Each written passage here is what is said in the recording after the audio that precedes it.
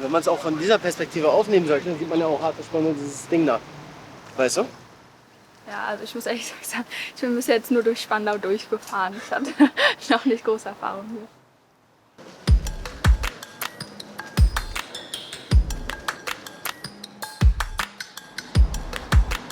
Ja, genau. Ja,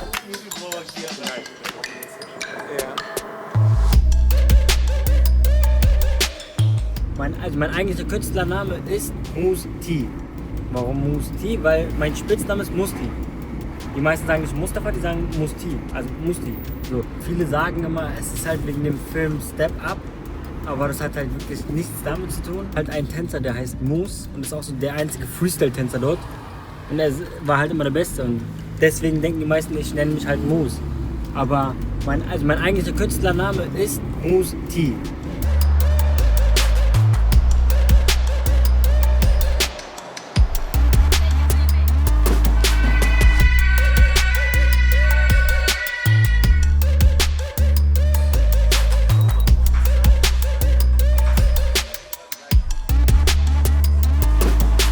Mein Name ist gekommen durch meine Tanzart mit Breakdance-Elementen und House und Hip-Hop und alles. Sehr viele Power-Moves mache ich. In die Luft springen oder irgendwie auf den Boden fallen lassen und dann irgendwelche verrückten Moves. Deswegen haben die mir gesagt, ich bin Beast. Und ich dachte mir so, ey, Beast ist schon ein geiler Name und jetzt heiße ich Onur A.K. Beast. Und vielleicht, weil ich ein bisschen gefährlich aussehe.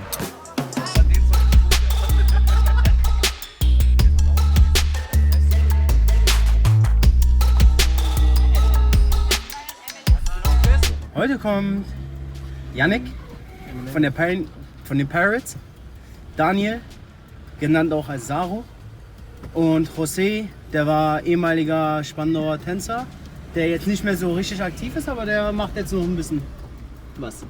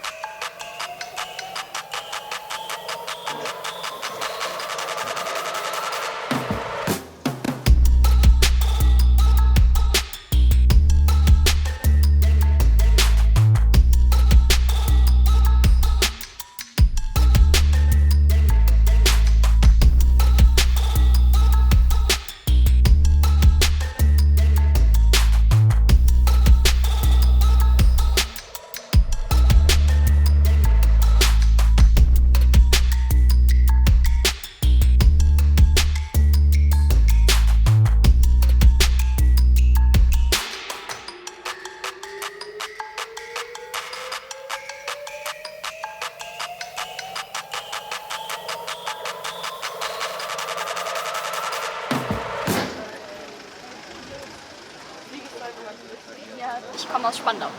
Ich komme auch aus Spandau. Ich komme auch aus Spandau. Viele sagen immer, es ist Spandau bei Berlin. Spandau gehöre gar nicht zu Berlin. Aber man fühlt sich hier trotzdem einfach dazugehörig. Also es ist so ein kleiner grüner Fleck Erde und wenn man sich hier am Bahnhof in die Bahn setzt, ist man trotzdem innerhalb von 20 Minuten am Hauptbahnhof.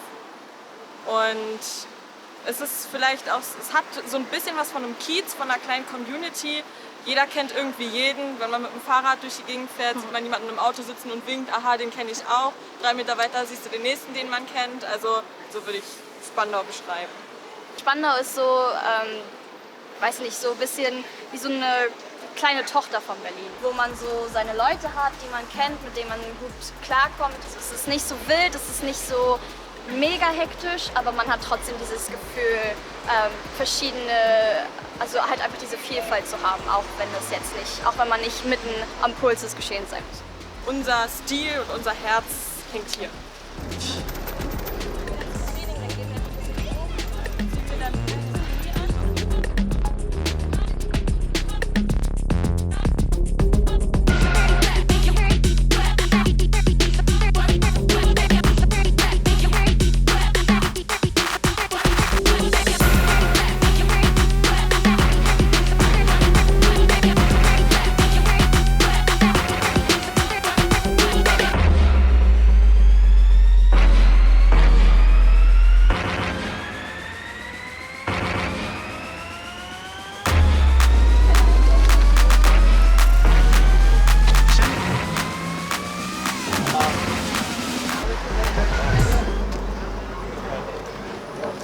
Was sind die meisten?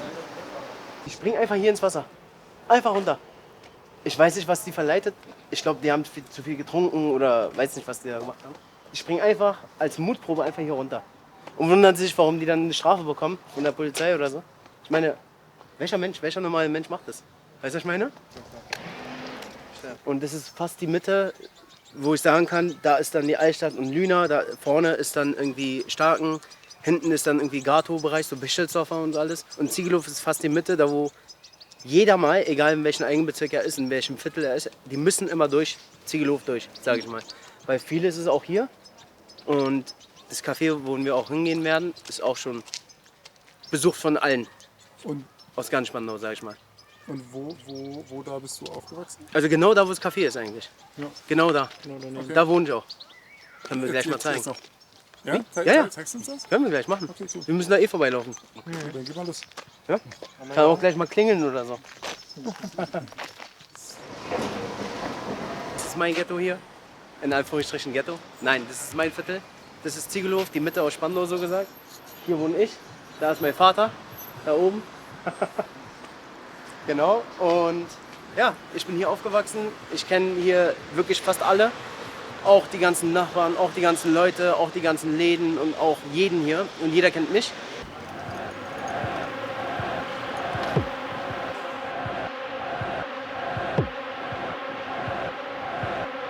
Wir sind gerade hier in Spandau, Berlin, Kings Bar Lounge. Das ist eine Bar, mit der ich aufgewachsen bin. Seit Jahren schon kennen wir die ganze Familie hier, auch den Besitzer. Und die sind für uns wie eine Familie.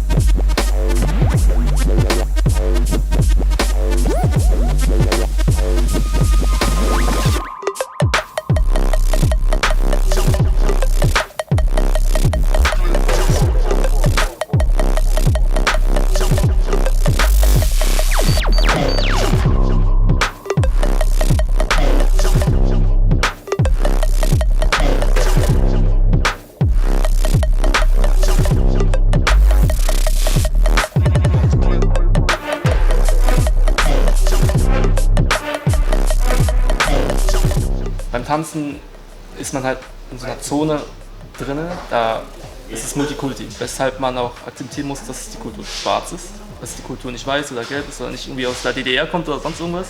Heute in 2020 ist es halt so, dass jeder Teil Hip-Hop sein kann. Wenn ich bin hier in Berlin gekommen, ich habe Leute auf die Straße gesehen, die hatten getanzt und er hat mich gefällt. Ich habe gefragt, was tanzt ihr? Ich tanze das, ich tanze Breakdance. Und die sagen, wir tanzen New Style. Ich sage, was ist New Style? Ich sage, was du willst.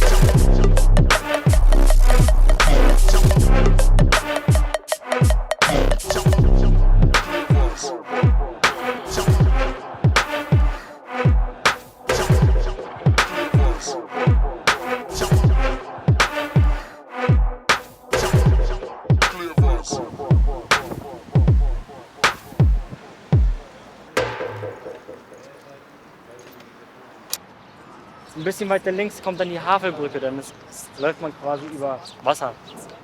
Und ja, das sind eigentlich auch sehr schöne Orte. Da war man halt immer, wenn man nachdenken wollte. Die Leute, die hier immer wirklich nonstop chillen, die werden Rathauschiller oder Arkadenchiller genannt. Dann geht es auch noch in die Richtung. Mein Boot, dann würde ich meinen. Aber sonst ein extrem schöner Ort. Der ist auch schon, seitdem ich klein bin, sieht der so ähnlich aus. Und das war mal so mein Zufluchtsort. Also wenn ich wirklich schlecht gelaunt war oder wirklich extrem traurig war, war ich immer als erstes hier. Aber wenn du jetzt mal hier so durchguckst, hat schon was an, es hat schon an was. sich.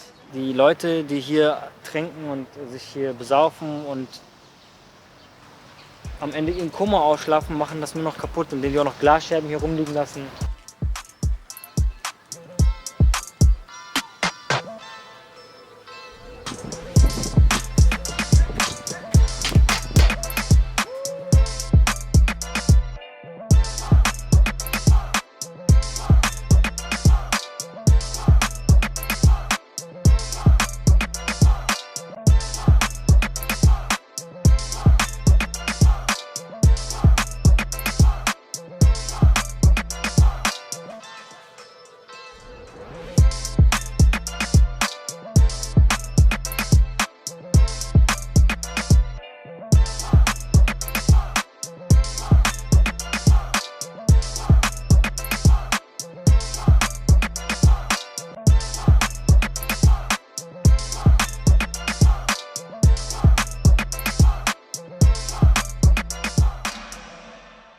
Was Spandau auch vor allem auszeichnet ist, man sagt ja nicht umsonst, gehört nicht zu Berlin, aber ich finde es nochmal kompletter anderer Lifestyle hier. Es ist ruhiger, ein bisschen grünlicher und deswegen wohnt man auch gerne hier, würde ich mal behaupten.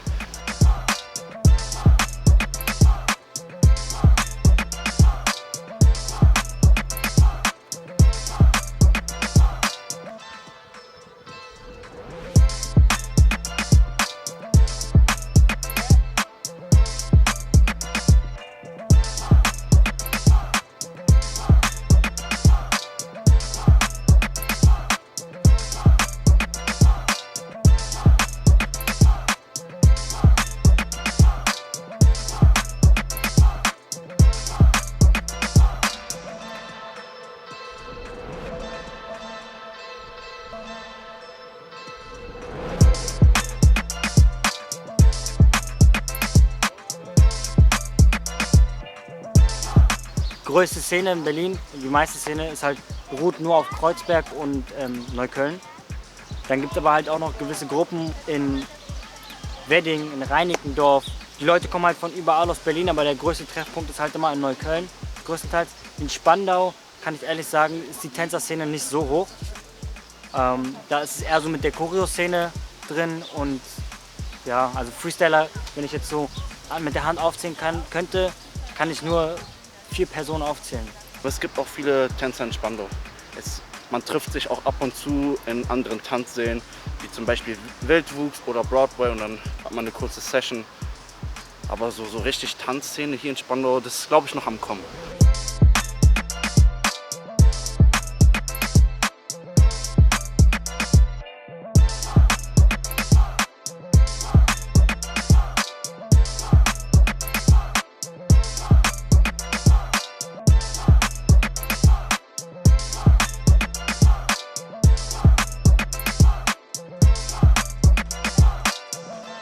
In einem Bezirk gab es nochmal, in Anführungszeichen, mehrere Bezirke, wo sich die Leute, die so ihr Bezirk hochpushen wollten, immer gesagt haben, das ist ein Ghetto, wir kommen nicht in meinen... Aber habt ihr das Gefühl, Spandau ist ein Ghetto? Nein. In Deutschland, in meinen Augen gibt es in Deutschland gar kein Ghetto.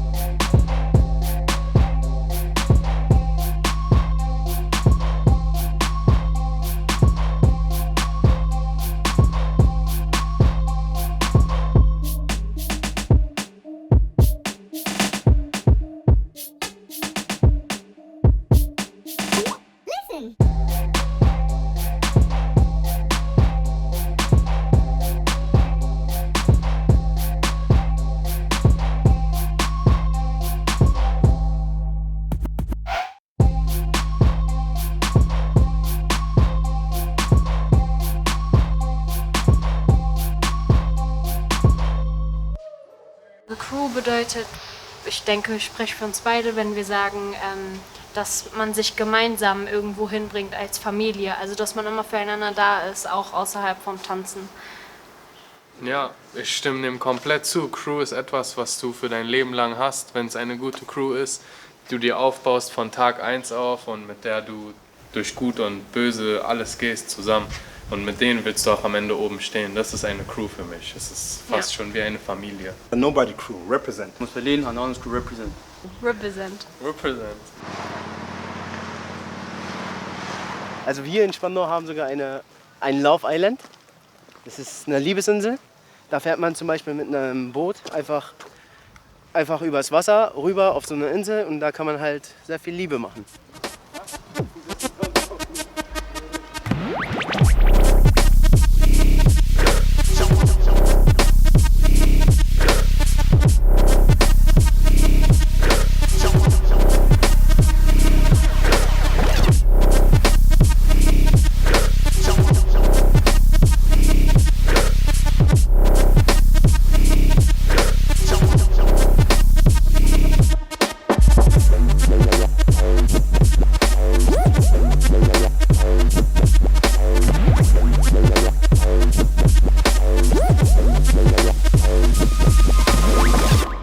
Ich tanze seitdem ich 12 bin und für mich war es halt einfach damals aus Spaß und Hobby, bis es nach und nach halt für mich persönlich halt dann weiterging in die Persönlichkeitsstörung, was bei mir diagnostiziert wurde, und das Tanzen ist dann halt für mich eine Regulierung für mein inneres Ich, dass ich halt wieder runterkomme, und das heißt für mich das Tanzen. Und allgemein die Kunst ist halt so ein Punkt, der mich entspannt, der mich zur Ruhe bringt.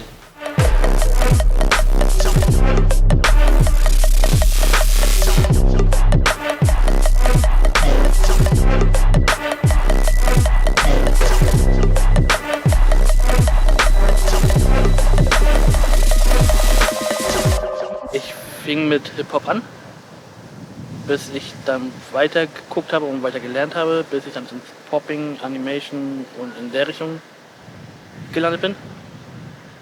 Und das war eigentlich das Faszinierende, was man mit dem Körper alles Mechanische rüberkommt. Ja, ich fand Hip-Hop einfach entspannter und cooler und teilweise auch durch die Musik sehr interessant. Ja, ich fand schon immer cool, so das fand ich irgendwie ein bisschen freier als Ballett oder was. Ich finde, Tanzen ist nicht nur immer eine Tanzrichtung, sondern man muss sich entfalten, andere Tanzstile ausprobieren, sich selbst entwickeln, schauen, was man genau tanzen will, wie man genau tanzen will, welche Tanzkunst und so weiter, mit wen, alleine, Duos. Das ist einfach, da kann man einfach so viel machen, das kann man sich vorher nicht so vorstellen. Das ist einfach genial.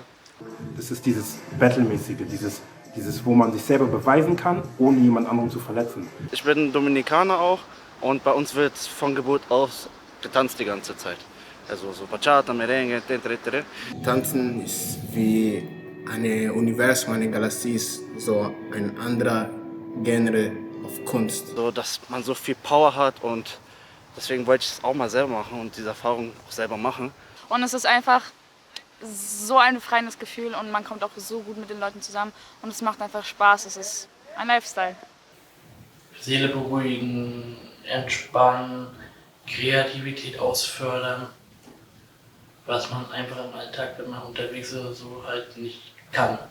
Hat mich auch aus vielen schwierigen Situationen rausgebracht, aber auch von vielen schlechten oder nicht so guten Situationen und Einflüssen ferngehalten. So egal in welcher Stimmung man ist, Tanzen gibt mir einfach so einen Ausgleich. Ich tanze in der Freizeit als Hobby und will mir das halt auch als Hobby behalten. Ich habe zwischendurch darüber nachgedacht, soll ich nicht vielleicht super viel trainieren und dann irgendwann Tänzer werden. Was mich zum Tanzen damals gebracht hat, war das Mindset, aber auch nicht gelogen, waren es auch die Mädchen damals. Für mich ist Tanzen Freiheit in meinem Leben, weil ich dadurch gelernt habe, überhaupt über meinen eigenen Körper Kontrolle zu gewinnen und Freiheit zu erleben durch Tanzen. Jeder Tänzer hat ADS im Blut. Alle Tänzer, die ich kenne, sind total aufgedreht und jedes Mal, wenn Musik läuft, dann zappelt man einfach nur so rum, selbst wenn man sitzt. Also es ist wirklich du kannst einen Tänzer von einem anderen Nicht-Tänzer quasi komplett unterscheiden. Mein Traum ist, ein Tänzer, so ein Star werden, so ein Tänzer international, wo die Leute, die kennen mich überall. Tanzen bedeutet für mich eine große Leidenschaft. Menschen zu haben, die hinter mir stehen und mich dabei unterstützen, was ich liebe und das mit mir teilen. Ich denke auch, dass zum Beispiel Hip-Hop eine Sprache ist. Tanzen ist für mich meine Lebensgeschichte. Begonnen hat sie in Spandau und endet bei Gott. Ich kann mit dem Tanzen zeigen, wer ich bin, und da muss auch nicht viel geredet werden, weil beim Tanzen kann man nicht lügen. Hier in Spandau ist es nicht normal, dass man einfach tanzt, auch auf der Straße nicht. Und deswegen machen wir es einfach. Und dann werden wir schon sehen, wie viele Leute einfach um uns herum sind. Immer wieder, die kommen automatisch, weil es denen einfach gefällt, aber die haben nicht die Möglichkeit, sowas zu sehen.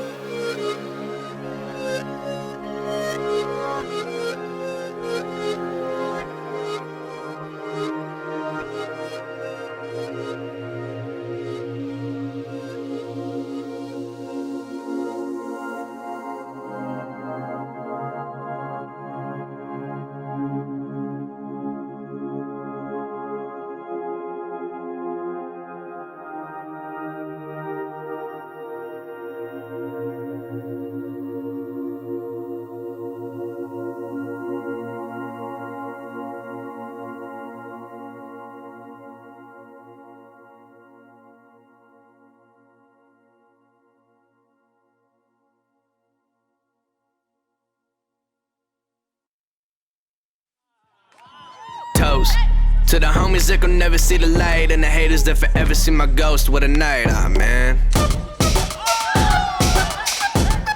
Oh, you wanna know who I am? Oh, you wanna know me? Well, I'm the man that you knew. Now you know what it do. I'm a 94 baby, swanking like a brand new Mercedes. And I'm dapping down on my feet, and my ride too clean. Wake up every morning, hit a lemon in my tea. Moral of the story is, you are you, and I am me. Just be.